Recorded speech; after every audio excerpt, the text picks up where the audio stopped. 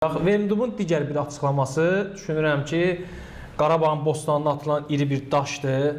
Əslində bizim camiənin, futbol sferasının belə açıqlamalara çox ehtiyacı var. Çox güvənli danışıb, düzdür, biraz gülərək danışıb.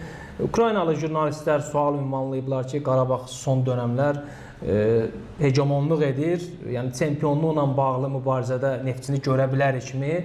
Yuri Verindub bildirib ki, niyə Qarabağın əhvalını pozmayaq ki, təbii ki, gülərək bildirib.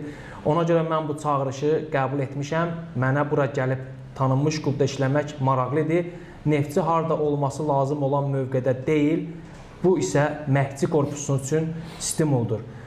Uzağa baxmadan sadəcə işləyəcək, hər şey mümkündür. Səncə qısaca mümkündürmü bu Neftçinin? Heç, vallahi mən onu oxuyanda da dedim ki, halaldır sənə.